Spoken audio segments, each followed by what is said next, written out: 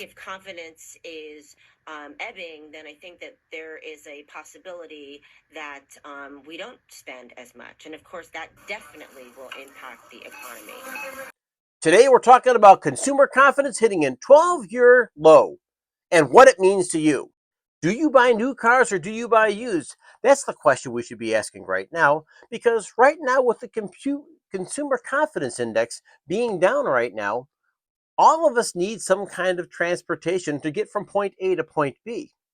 In our house, we have never bought a new car before. We have always purchased a used car, but right now we don't have a car payment. While we could purchase a newer car, but the fact is, we're a little bit squeamish about going out and making any kind of a purchase. Is the consumer confidence index affecting the way you're thinking? Are prices currently affecting the way that you're thinking as well? Have you put off buying that stove, the dishwasher, the washer and dryer? Those are questions to take into consideration. So the fact is, the consumer confidence really does have a lot to say about how we feel when it comes to making a bigger purchase. Because the idea here is to really kind of explore some of the ideas why consumer confidence is down, like right now, whether this is just a blip on the radar screen, whether this might be a couple of months back to back where we can expect lower consumer confidence, and more importantly, is there light at the end of the tunnel? When you see these consumer confidence, consumer sentiment numbers, how concerned do you get? When you were CEO, did you look at those numbers and think, oh boy, we're in for a slowdown here on the part of the consumer? Historically, no, because there wasn't a direct correlation between how consumers felt at the moment and how they spent moments later. In fact, I would say consumers have historically been really bad forecasters of what they will actually do in the future. So I would say I wasn't worried about it in the past, but I think that's a little bit different today. And you all have touched on it just now in your conversation. My biggest worry, Melissa, is that this is just part of a package of numbers that are going to eventually come out that are combined will have show some concern. And the biggest one of all, and you touched on it to me, is jobs. The first question we want to ask is, what exactly is the Consumer Confidence Index?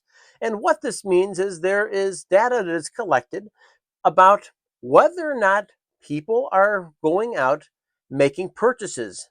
Not necessarily little purchases, but something that might be a little bit bigger. A washer, dryer, stove, dishwasher, car, taking a vacation. You get those ideas. And of course, if there's a decline in consumer confidence, in simple terms, it means that people are not feeling as optimistic about the next month, 3 months, 6 months down the road right now. While there will be an actual reading each of those months, we need to pay attention to this and see whether or not this is just an outlier or whether it's a trend. Because the bottom line is consumer confidence spending really does affect the way not only that we go out and spend, but also about our savings behaviors, and it affects economic growth. In essence, I'm saying that one person's debt is somebody else's paycheck. If we could think of consumer confidence that way, it all makes a whole heck of a lot of sense. Because when you go out and spend, you're taking your money and depleting it, but you're getting something in return. And in return, the people out there are enjoying either labor or the delivery man or building your product or shipping your product. So you can think of it that way. All of a sudden, consumer confidence starts making a whole heck of a lot of sense. So, what are some of the current factors influencing consumer confidence? So, if I were to pick a few things out here, we'd say that, first of all, this new tariff thing really is making an impact. The uncertainty of a tariff, how these tariffs actually land, is going to impact every single one of us, whether you are some of the richest people in the United States or whether you're some of the poorest. For example, yesterday I went out and bought tinfoil. Tinfoil, 2 rolls, yes, 250 feet of tinfoil cost me over $20, and that's at a discount store. So these are things that are going to affect every single one of us. Certain items a little bit overpriced, and the fact is, it's affecting how far our money goes. Rising inflation really does have an impact, and the fact is, if we're not making more money and our money is not going as far, it really forces us into start making economic decisions. Translation, you're going to buy this as opposed to that. And so, with that, ladies and gentlemen, we understand that this could be a very, very rocky road here the longer this consumer confidence stays down. Finally, market volatility. Yes, we're talking about the stock market, your 401k, your 403b plans. The fact of the matter is, many people's pensions are connected to the stock market. And when there is uncertainty in the markets, well, the stock market doesn't go up that much, it tends to go down. That affects people who might be close to retirement. It could be people who affect people who are on fixed income. And of course, people always have this thing stuck in their head that the stock market went down, I lost money, they're not going to go out and spend, even if those are just simply paper losses. And of course, lots and lots of financial information out there. So, what are the potential implications for the economy and individuals like us, right? So, let's take a look at and see that if there's a continual low consumer confidence rating month after month, it can really reduce spending and people will tend to have kind of the snowball effect, right? If you're pulling back more, and then the conversations around the dinner table aren't what are we going to buy, what are we going to get, it's what are we going to save, how are we going to save. This becomes really a symbolic of a bigger thing called an economic slowdown. Because let's face it, if there is an economic slowdown, things like jobs get lost, right? It affects markets, it affects people hiring, it creates layoffs. And folks, let's face it, businesses anticipate decreased consumer spending. They tend to cut back on the people that they employ. So remember, this type of an environment might affect individual financial decisions.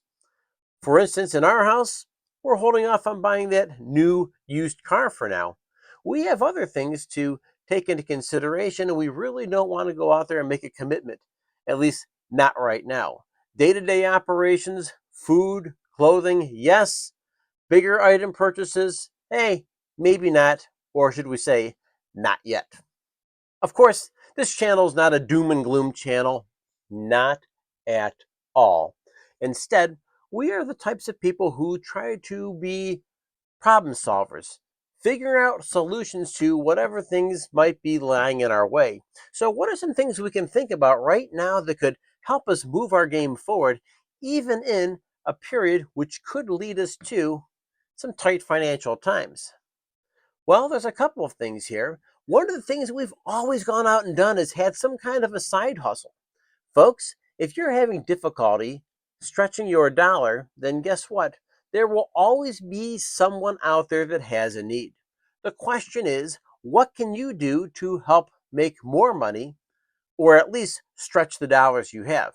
I throw out there the side hustle is a great way, whether it's washing windows, washing cars, doing mulching, walking dogs, doing painting, any kind of blue collar work. You get the picture. Always a chance out there for a side hustle. Secondly, if you've not done so, make sure you have 6 months of savings put aside. Why 6 months of savings? Because you'll never know when there's going to be a car bill, when there's going to be a medical expense that comes up that you just weren't ready for. And we don't want to be the people who are going into debt. Instead, we want to make sure that we have something on the side that can bridge that gap just in case things get a little bit financially tight. Next, we go ahead and we will cut unnecessary spending. Today I heard someone talk about how they were thinking about getting rid of Netflix or one of these other movie channels. And I was curious because they said it wasn't the $13 a month they were trying to save. What they were really saving was the 2 to 3 extra hours a night they were blowing watching Netflix, that they could take that time and energy and put it to work doing something productive. And folks, if I could share one thing with you today, your greatest asset is your time your energy, your health, and your mental capacity. And don't let anybody ever tell you anything differently. You put those things to work, amazing things can happen. So remember, we want to stay informed about the economic developments. This is the place that we cover those developments on a weekly basis, make educated financial decisions, and once again, make sure you're communicating because at the end of the day, ladies and gentlemen, we're all in this together. Confusion and less cloudiness going forward. And that may mean finally knowing which tariffs are in place against which countries, more of a directional stock market instead of a directional. So stability is what you're talking Yes, about. people like stability Yes. because they're able to then look at their own household and say, we do have enough to buy there or go on vacation there or invest in that stock. But without that, clarity, people don't know what's next, and therefore they hold on to their money a little tighter. Yeah, the ground feels a little shaky. Yes. All right, thank you very much.